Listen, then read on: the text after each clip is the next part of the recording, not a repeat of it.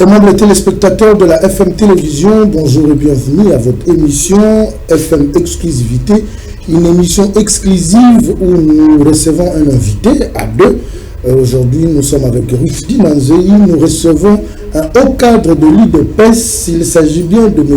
Guibao, il est haut cadre de l'UDPS. Avec lui, nous allons parler de questions d'actualité, entre autres la situation sécuritaire dans l'Est de la République démocratique du Congo, avec les signatures de Doha, États-Unis, la rencontre de Bintou Keïta avec le représentant de l'AFC et du M23. Est-ce que toutes ces rencontres, toutes ces tractations apportent des solutions à la situation sécuritaire dans l'Est de la République démocratique du Congo? C'est autour de ça que nous allons nous entretenir avec notre invité, mais aussi nous allons évoquer le dossier justice. Il y a M. Constant Moutamba qui a été, selon certaines personnes, livré par l'Assemblée nationale, qui a accepté de laisser à la justice de faire son travail, c'est-à-dire le poursuite judiciaire. Mais de l'autre côté, il y a M. Nicolas Kazadi, selon aussi une certaine opinion, qui a été protégé par l'Assemblée nationale. Est-ce une guerre de génération, un conflit de génération? C'est autour de ça que nous allons essayer de nous entretenir avec notre invité, M. Guibao. Bonjour. Bonjour. Comment vous allez? Oui, ça va. Les partis bien candidés, est-ce que ça marche? Oui, on a des séries de problèmes. On a des deuils, on a beaucoup de problèmes. En face de vous, comme nous vous recevons sur ce plateau, nous voulons, avant d'entrer dans le vif de nos deux thématiques, essayer d'évoquer la 12e conférence de gouverneurs. S'il y a eu 12e, c'est qu'il y en avait la première, la deuxième, la troisième. Mais selon vous, en tant qu'acteur politique, est-ce que ces conférences de gouverneurs portent de fruits dans nos provinces?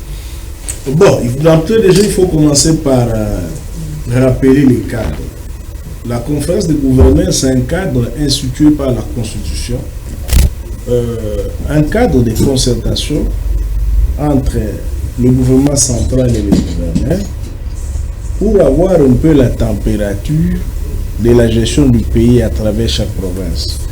Et les gouverneurs ont le droit d'avoir d'émettre des avis et considérations pour permettre à l'exécutif national de les aider et de les assister. Comme vous l'avez souligné pour la 12e conférence, le thème central c'était autour de la santé.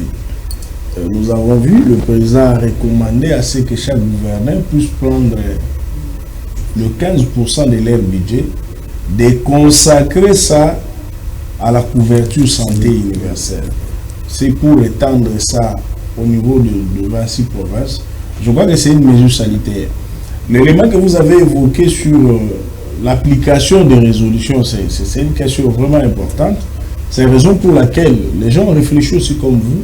Le président de la République a promis le suivi de toutes les résolutions de cette conférence en impliquant son directeur de cabinet dans le travail de suivi. Donc nous espérons pour cette fois-ci que ces résolutions seront appliquées pour le bonheur de tous les Congolais.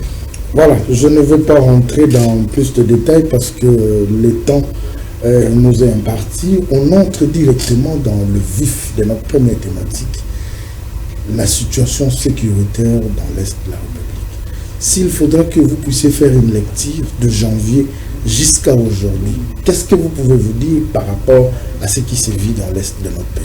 La situation à l'Est du pays est très complexe. Il y a d'abord, nous sommes sous occupation rwandaise, la République démocratique du Congo à l'Est, Bunanaga, Goma, Bukavu et certains points. Deuxième chose, cette occupation entraîne les violations des droits de l'homme des citoyens congolais. Cette situation entraîne les déplacés de guerre. Et plus récemment, on a dénoncé un travail de remplacement des populations. Dans ce moment, une situation dramatique que nous sommes en train de traverser. Heureusement pour nous, le chef de l'État avec toutes les institutions ont décidé de résoudre ce problème en utilisant la diplomatie comme mécanisme de retour de la paix. C'est la raison pour laquelle il y a tout ce que vous avez signalé à l'introduction comme démarche pour arriver à la régulation de la situation normale de notre pays. Donc, on peut dire d'emblée, c'est une situation dramatique qui est prise en charge par le gouvernement en utilisant la diplomatie comme mécanisme de solution. La diplomatie, mécanisme de solution, mais apparemment ça prend du temps. Dans un bref délai, les Congolais veulent voir aussi cette accalmie. C'est vrai, on va parler de Doha, on va parler des tractations des États-Unis. Récemment, il y a la représentante de la MONUSCO, Bintou Keïta, qui a rencontré les représentants de l'AFC M23. Mais cette paix peine encore à revenir dans l'Est. Au bout de quel prix les Congolais doivent payer pour avoir cette paix dans l'Est de la République? Bon, au fait, le temps que ça prend, il faut que l'opinion comprenne. Nous sommes dans cette situation depuis plus de 30 ans. Depuis plus de 30 ans, il y a eu un narratif qu'on a mis dans la tête des gens par M. Paul Kagame, comme quoi les gens qui ont commis les génocides au Rwanda en 1994 ont fui le Congo et la RDC est en train de les utiliser pour tuer les Rwandais. Alors maintenant, pour enlever ça de la tête de l'opinion internationale, c'est pas facile. Ça, c'est de un. Deuxièmement, le Congo était absent pendant tous ces temps où Kagame était en train de trôner. Kagame était seul sur la scène internationale en train de parler de sa cause contre la RDC. Nous étions absents. C'est à peine 5 ans ou 6 ans avec l'arrivée du président de la République Tshisekedi que nous sommes entrés dans ces combats diplomatiques pour changer la compréhension des enjeux de la guerre de l'Est.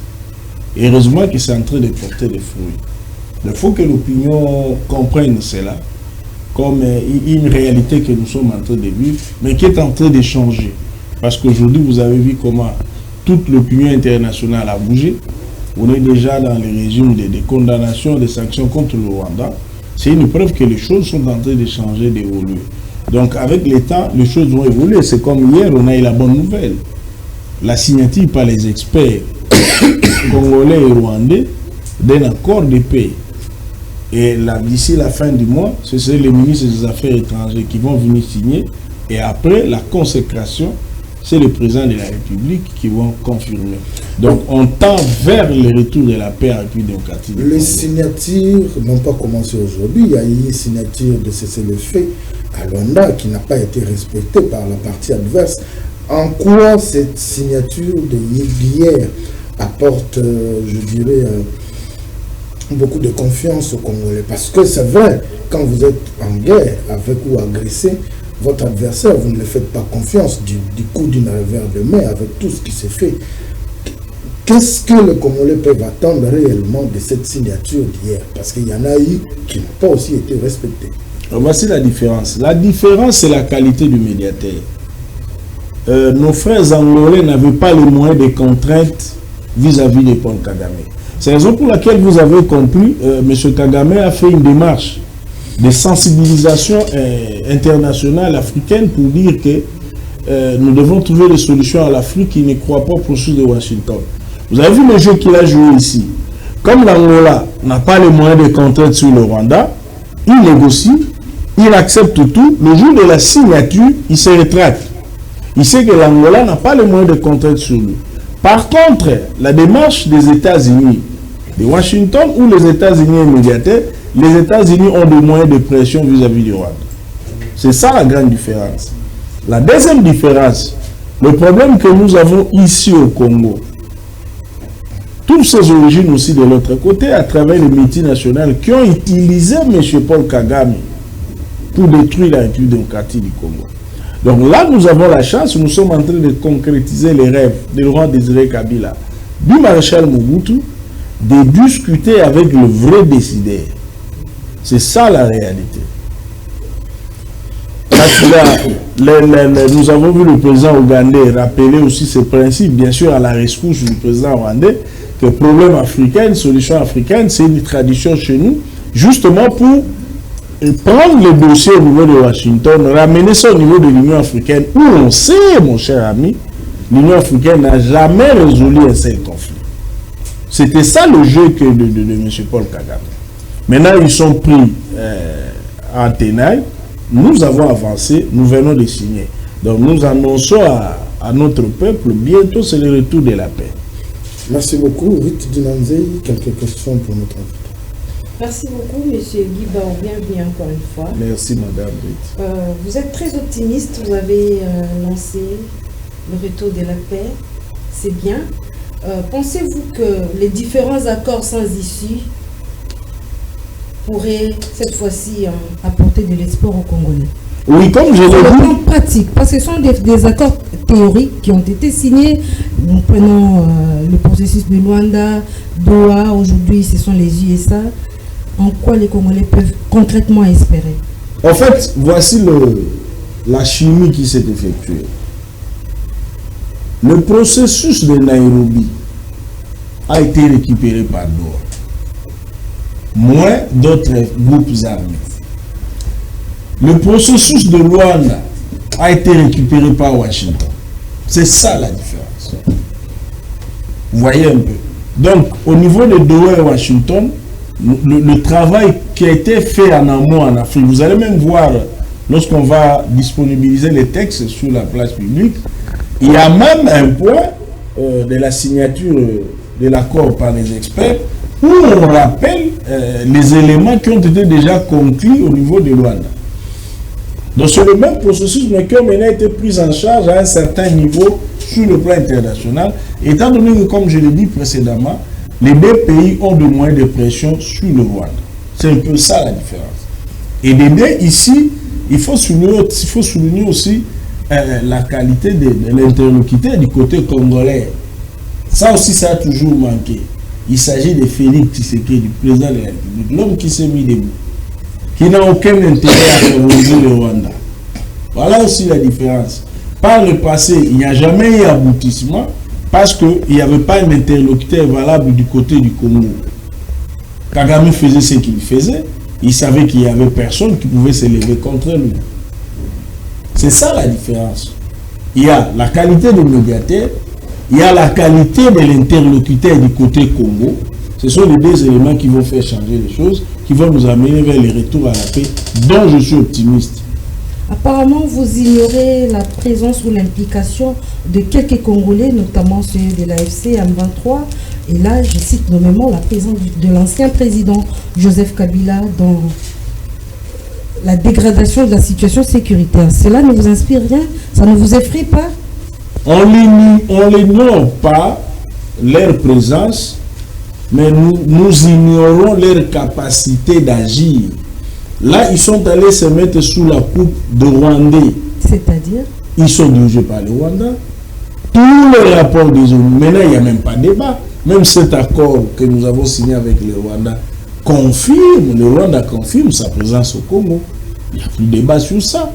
C'est le Rwanda qui contrôle Bunanaga, les Goma, Bukavu, tous les coins de la République. Nous sommes sous occupation rwandaise. Et toi, un ancien président de la République, qui aurait combattu, entre guillemets, cette rébellion ou cette agression, tu te rends aussi de leur côté, tu te fais leur chef, c'est compliqué. Ils ont quel agenda, à part l'agenda de Kagame? Ils n'ont pas un autre agenda. Mais ils ça, accusent Félix Tshisekedi de mal gérer les pays. Ça, si ce sont des Congolais, c'est leur droit le plus légitime. Moi, je ne peux pas leur interdire. Et s'il y a qui eux qui parlent, Fayou n'en parle, l'honorable Cessant n'en parle, il n'y a pas de problème.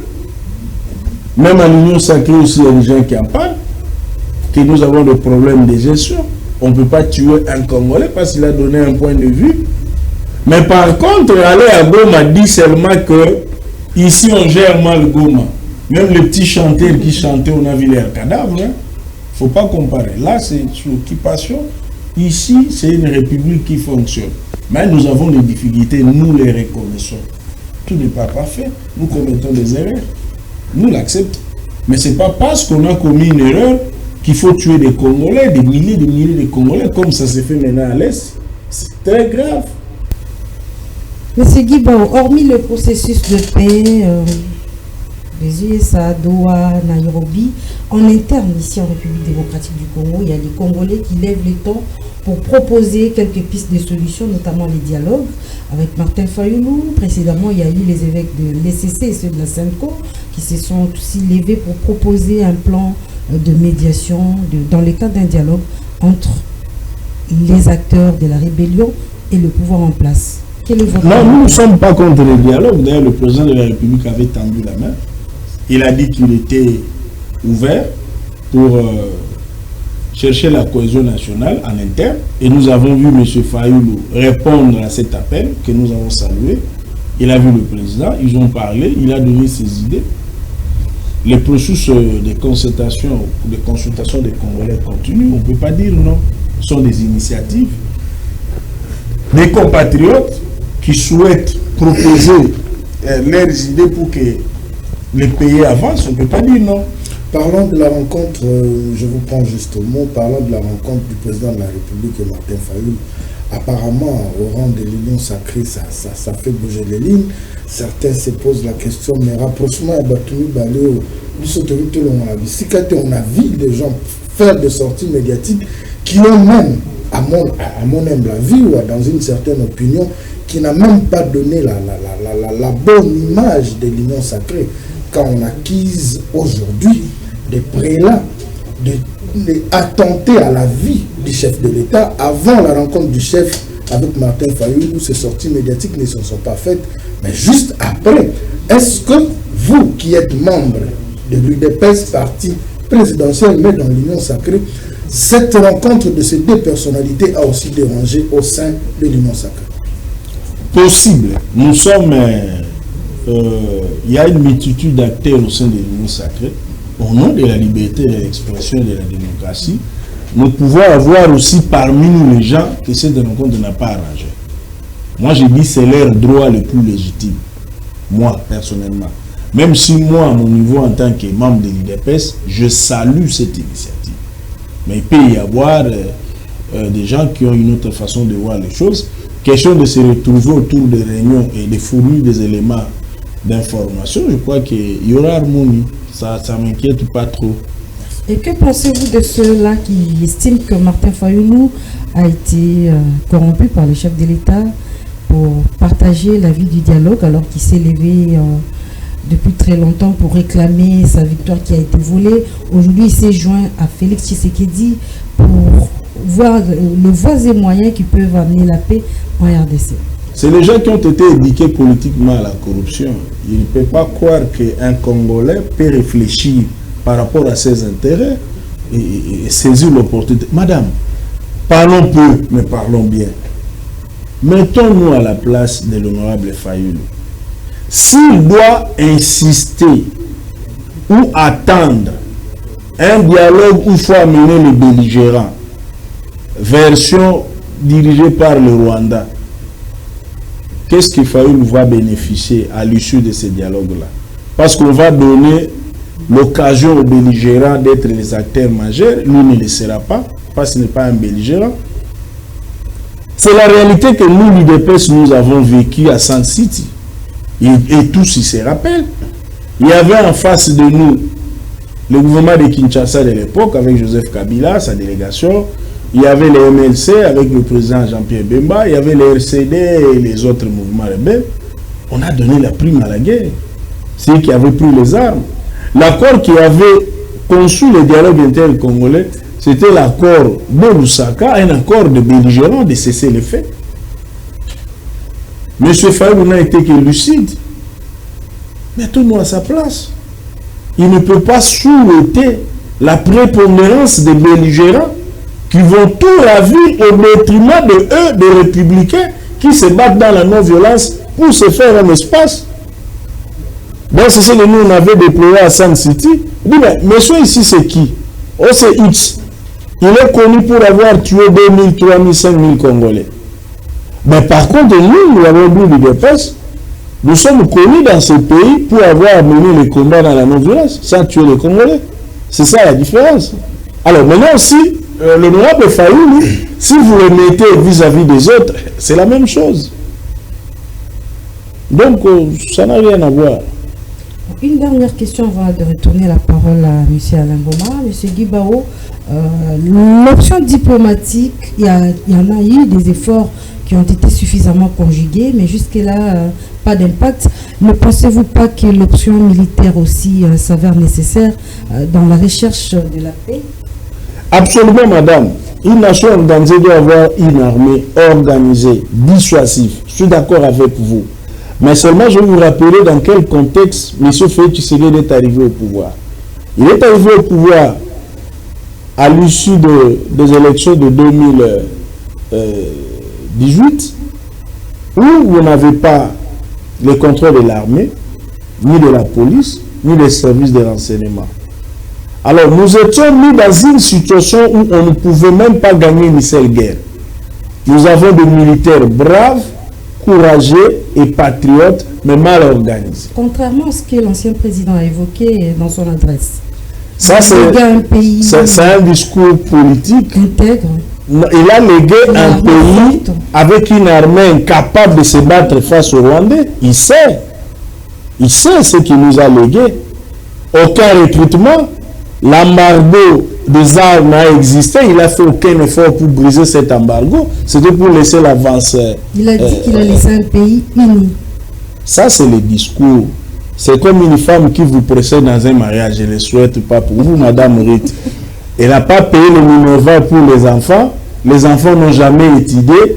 Toi, tu arrives maintenant dans ce foyer-là, tu retrouves les enfants impolis, mal éduqués, non instruits. On dit que c'est le résultat de Madame Ruth. Non, Madame Ruth vient trouver la situation là où elle a trouvé et elle prend les choses en main. Mais c'est ce que nous sommes en train de faire. Qu'est-ce que nous avons changé? Peut-être pour vous donner des éléments. Si vous le faites, pourquoi vous vous plaignez? Parce qu'à tout moment, on voit les sorciers ailleurs, alors que nous avons une situation en face de nous qu'il faut régler. Non, nous, on ne se plaint pas. Madame Ruth me rappelle les propos de l'ancien président. C'est comme ça que nous voulons expliquer à l'opinion qu'il nous avait légué une armée incapable de se battre face aux Rwandais. C'est Félix Tshisekedi qui est venu. Il a amélioré les conditions de l'armée, mais avec beaucoup de peine. Il n'a pas encore terminé le travail parce que si vous posez la question aux spécialistes, on ne bâtit pas une armée dissuasive en 5 ans. Ça, c'est faux.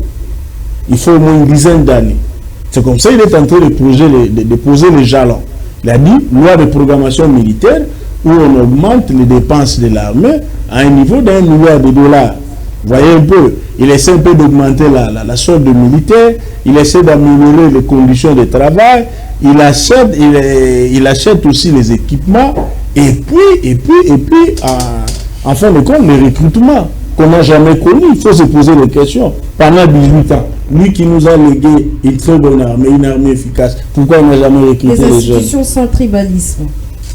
Les animateurs des institutions ont été désignés sur base des textes légaux. Madame, les codes 022, les codes 032, pour empêcher les originaires de l'Équateur et du Kassai dans des postes de responsabilité, ce n'était pas l'IDPS. C'est eux. Ah oui, lorsqu'ils sont arrivés au pouvoir, peut-être pour les jeunes, s'ils voient un dossier d'un Kassaïen, au moins 022, 22 ans d'opposition de l'IDPS, ils n'ont pas droit au chapitre. Si c'est un dossier d'un Équatorien 032, les 32 ans de Mobutu, ça c'est pas nous. Là nous sommes très gentils, on travaille avec tout le monde, malgré ce qu'on a subi de la part de la plupart de ces personnalités. C'est pas nous, madame. Merci beaucoup, M. Guibaou. Avant de terminer cette thématique, une dernière question. Selon M. Guibaou, qu'est-ce qu'il faudra faire pour que demain ou après-demain, que cette situation qui a perduré dans le temps puisse prendre fin? La première des choses, c'est ce que le président de la République est en train de faire, parler avec les grandes puissances. Je sais que sur ça, il y a aussi beaucoup d'intoxication. On a voulu donner l'impression à la jeunesse congolaise que le président est vendre des pays parce qu'il est en train de négocier avec les Américains. Nous voulons rappeler à l'opinion. Même en Libye, à l'époque du président Muammar Kadhafi, lorsqu'il a constaté que ses richesses, le pétrole, lui créaient des problèmes, il était en embargo. Pour sortir de l'embargo, le président Kadhafi a donné le pétrole aux compagnies occidentales. Bien sûr, en échange de cette collaboration. Ça se fait partout, c'est pour chercher la paix. Même en Ukraine, l'Ukraine aussi a proposé la même solution. Le plus important, que nous puissions veiller sur nos intérêts. C'est ça la réalité. Donc ce que nous devons faire, comme Alain est en train de dire, la première des choses, c'est parler avec là où il y a l'origine de nos difficultés, la convoitise de nos ressources. Il faut parler avec le puissance. La deuxième des choses, une prise de conscience interne. Il faut qu'enfin les intellectuels que nous sommes, que nous comprenions le vrai enjeu de cette guerre. C'est ce que nous sommes en train de faire dans les sensibilisations. Vous avez vu même le membre du gouvernement aller partout pour informer l'opinion sur le véritable enjeu de notre guerre. Dès que nous allons retrouver la paix, là, nous pouvons nous atteler à rebâtir une armée dissuasive. Ça, c'est la priorité des priorités. Et puis, le reste viendra. Dès que nous avons une armée forte, dissuasive, les petits Rwandais ne va plus s'amuser. Hein. C'est fini pour eux. En répondant, je vais encore une autre question. Rebâtir une armée dissuasive, mais n'oublions pas que le président de la République, il ne lui reste que 3 ans. Est-ce que vous pensez que celui qui viendra va chercher à continuer dans cette lancée? C'est l'effort que nous devons faire. Là, il faut interpeller tes frères et sœurs congolais pour leur dire, voici la vision. Nous avons eu la chance, après une trentaine d'années de colonisation rwandaise, d'avoir un président qui est en train de nous soustraire de cette colonisation. Il va laisser une vision. Est-ce qu'après Félix Tshisekedi, nous aurons le moyen d'élire un président qui va partager cette vision? Ça, c'est à votre niveau. Si nous voulons sauver le pays demain. Donc, c'est une brèche pour vous pour que Félix Tshisekedi s'éternise au pouvoir. Hein? On n'a pas dit ça. Nous sommes en train d'interpeller les consciences des Congolais. Il y a un Congolais qui s'appelle Félix Tshisekedi qui s'est levé, qui a constaté l'humiliation que nous avons subie en 1997, où les Rwandais sont venus, ils ont imposé le chef d'état-major, ils ont imposé des Rwandais comme chef ici à tous les niveaux, et maintenant il y a un Congolais qui est en train de nous sortir de cette humiliation. Il s'appelle Félix Tshisekedi. C'est comme ça que j'ai dit à mon frère, il n'a qu'à parler à ses frères et ses sœurs. C'est un langage caché pour vous dire que c'est les meilleurs fruits qu'il faut laisser. Ce n'est pas un langage caché, madame. Nous vous interpellons parce que la question elle est fondamentale. Il nous a posé ça aujourd'hui, il a eu le courage de le poser aujourd'hui. Mais nous allons nous poser cette question-là en 2028. Que faire? Le maire est là, il a offert les conditions, il pose les jalons, on fait quoi? Merci beaucoup, M. Guibaou. Quand on est en face de vous, il faut mûrir ces questions parce que les réponses ne manquent pas. Nous prenons la deuxième thématique, nous allons parler de justice. L'Assemblée nationale traitait 2 réquisitoires, en l'occurrence, sur Constant Moutamba et Nicolas Kazadi.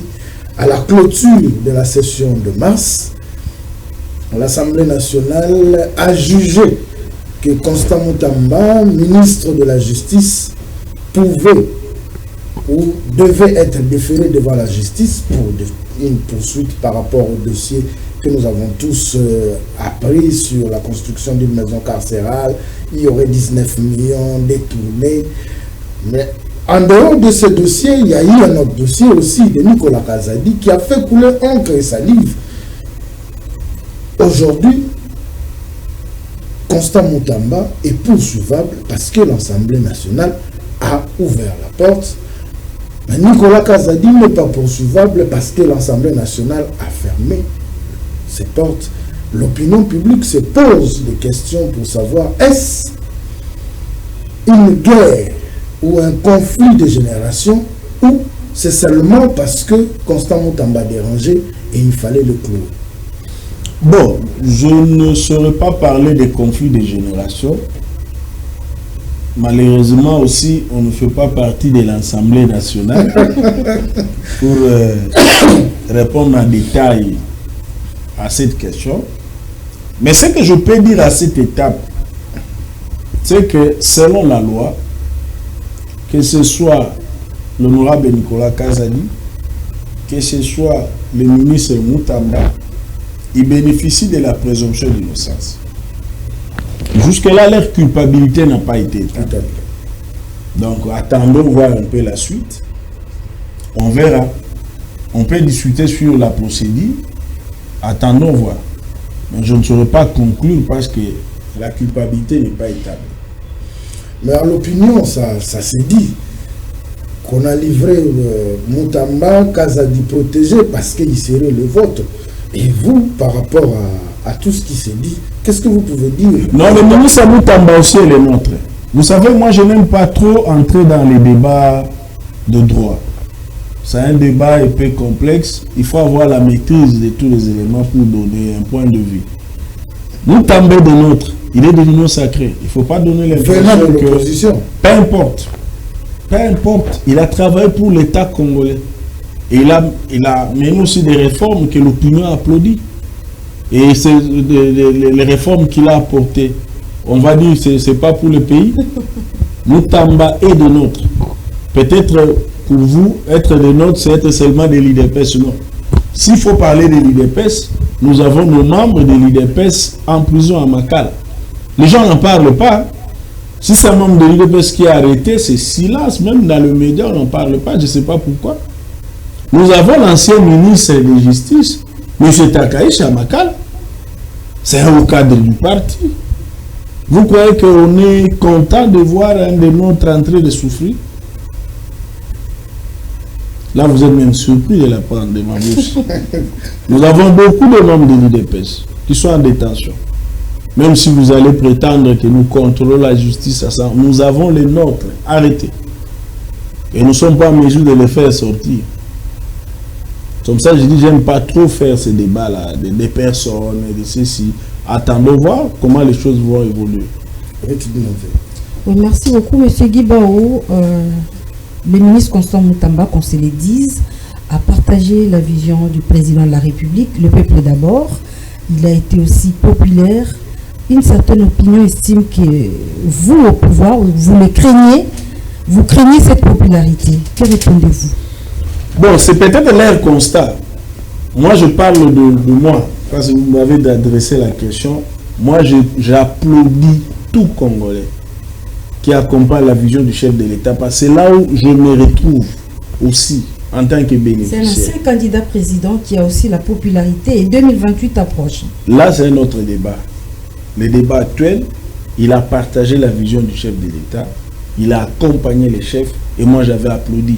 C'est le cas pour tous les Congolais que vous pouvez me citer. On n'est pas encore dans la compétition électorale pour faire ces débats, mais moi je suis en train d'apprécier la contribution d'un chacun pour l'évolution du pays. C'est ce qui m'intéresse. Et je dis, j'applaudis tous les Congolais. Ils sont nombreux qui sont en train de faire la fierté de notre pays. On a parlé de M. Alinguetti. Est-ce qu'il était de l'IDPS? Non. Il a partagé la vision du chef de l'État. Il a accompagné la vision. Tout le monde a dit bravo. C'est ça notre honnêteté. Ce n'est pas un problème de dire qu'il est devenu populaire. Ça, c'est un autre débat. Le débat, est-ce qu'il a partagé la vision du président? Oui. Est-ce qu'il a accompagné cette vision? Oui. C'est ce qui est important pour nous. Le reste, qu'il soit populaire ou pas, c'est le peuple qui va trancher le moment opportun. Pour l'instant, on ne peut pas voir les gens sous cette taille-là. C'est comme si vous allez dire, non, moi, madame, j'ai ma fille de 13 ans, elle commence à grandir, et leur papa l'apprécie aussi beaucoup. C'est une concurrence demain en termes d'affection. Pas nécessairement. Non, madame, c'est vous la maman. Pas nécessairement. Les gens peuvent faire des commentaires. On est dans une société de liberté. C'est leur droit. Nous, on ne se fait pas rougir parce que les gens s'expriment dans l'une ou l'autre direction. Mais une certaine opinion aussi a décrié la rapidité dans laquelle le dossier Moutamba a été abordé et traité. C'est ce aussi qui frise une certaine complicité. Parce que c'est parti un peu plus vite, alors qu'il y avait aussi moyen d'essayer de fignoler en profondeur avant que ces décisions peut-être de le livrer entre les mains de la justice soient être prises. Et mais aujourd'hui, c'est parti un peu plus vite. Nous avons vu ce feuilleton qui n'a même pas fait, je dirais, un mois, alors qu'il y a certains dossiers aujourd'hui qui sont à 8 mois, à 9 mois, et la justice n'arrive pas à s'imprégner correctement par rapport à ça. C'est par rapport à ces analyses que les gens, ou le commun des mortels, s'est dit que la rigueur ou la ténacité de ce jeune monsieur considéré jeune, mais ministre de son État, dérangé, c'est ce vieille personne. Je fais le constat là de la célérité, comme vous l'avez dit, mais je n'ai pas tous les éléments de réponse. Parce que là, il faut regarder du niveau de l'Assemblée nationale le pourquoi de cette célérité. Moi, je fais ce constat-là, mais je n'ai pas tous les éléments. Ça, c'est au niveau de l'Assemblée qu'on peut avoir des éléments pour savoir le pourquoi. Madame Brice, parce qu'on avance petit à petit vers la fin de notre émission, si vous avez quelques questions à rajouter. Oui, j'ai une question de curiosité. Vous observez bien le règne de Félix Tshisekedi. Bon, il y a plusieurs procès en justice, des animateurs, des institutions, chose qui n'a jamais été faite auparavant. Mais pourquoi? Apparemment, il y a un arbre qui cache la forêt. Est-ce une manière très risée de faire la chasse aux sorcières? Bon, je ne sais pas. Par exemple, le ministre Takaïche qui se retrouve à Makala, il est de l'IDPS, il est de c'est notre ami, il a un passé dans ce parti. Parlons d'autres procès comme le procès Matata. Malheureusement, je vous cite un cas, vous ne voulez même pas. Ouais, l'injustice que nous sommes en train de subir, nous de l'IDPS. Et malheureusement, dans notre régime, il y a des membres de l'IDPS en détention, on refuse d'en parler. Non, peut-être qu'on refuse d'en parler parce que le dossier n'a pas été aussi vulgarisé. Il n'a pas la bouche à l'air, c'est un père de famille. Il souffre.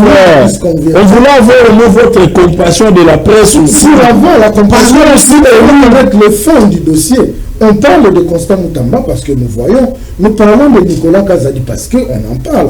Est-ce que vous avez parlé à l'opinion? J'ai versé son cas. Moi aussi, je verse son cas maintenant. Parlons-en. Parce que nous subissons aussi, nous de l'IDPS, nous avons les nôtres, beaucoup de nos membres qui sont en détention, qui sont à Makala. C'est là la spécificité. Je crois que ça doit vous dérouter. Et vous n'avez jamais vu ça dans ce pays. Les membres d'un parti au pouvoir à être arrêtés. Ça se fait dans notre régime. Et ce n'est pas l'unique cas, on en a beaucoup. Il y a des gens même qu'on a trouvés en détention lorsque Félix Tshisekedi est arrivé au pouvoir. Ils sont là. Ceux qui étaient dans les dossiers Kamuna Sampoutoudou, on a les membres de l'IDPS en détention. On a les forces du progrès qui étaient condamnées en détention. Vous voyez? Donc, il ne faut même pas parler de la chasse à la sorcière. La chasse à la sorcière aurait un sens s'il n'y avait que certains politiciens d'une certaine coloration politique. D'ailleurs, le dossier Matata, vous savez qu'à l'origine, ce n'est pas nous. Ni l'IDPS, ni l'Union sacrée. C'est ces anciens camarades qui avaient... L'IDPS n'est pas tiré des ficelles. Je vous rappelle, non, même pas. Si nous, on doit tirer les ficelles, mais on a beaucoup de dossiers à rappeler. Ce n'est pas le dossier Matata. Croyez-moi.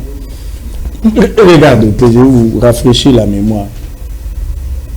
Pendant le règne du premier ministre Ilunga Lukamba, qui avait fait la visite à Bukangalonzo pour poser la question pourquoi tout ça? Qu'est-ce qui a manqué pour que le Congo puisse tirer les dividendes de Bukangalonzo? On lui a répondu le patriotisme. C'était pas nous. C'est ces anciens camarades d'où il était. Hein? C'est pas nous. Mais le dossier est arrivé au niveau de la justice. La justice essaye de faire son travail. Ça, c'est pas nous. Monsieur Guibaou, nous arrivons pratiquement à la fin de notre émission. Avant que vous me adressiez votre dernier mot, une dernière question. Quand vous regardez aujourd'hui le fonctionnement de l'appareil judiciaire en République démocratique du Congo, vous êtes fier ou vous vous indignez? Je ne suis pas fier, ça je dois dire honnêtement, je ne suis pas fier, mais je dis il y a des progrès. Et nous devons mettre la main dans la pâte pour arriver à atteindre, pour ne pas dire un degré de satisfaction, mais une certaine évolution, qu'on évite un peu l'injustice dans la justice. Donc c'est un combat de tous les jours, nous qui sommes battus pour l'état de droit, la justice indépendante, une justice de qualité, fait partie de notre credo de vie. Un dernier mot pour cette émission à tous les Congolais qui nous suivent. Non, je veux dire merci à FM, au président Maloua, avec le slogan « Nul n'a le droit d'être heureux seul sur la terre ». Ça, c'est l'altruisme, ça, c'est l'humanisme. Je nous dis bravo. On voit les œuvres qu'il est en train de réaliser sur le terrain. Ça fait partie de l'amour qu'il porte pour le Congolais.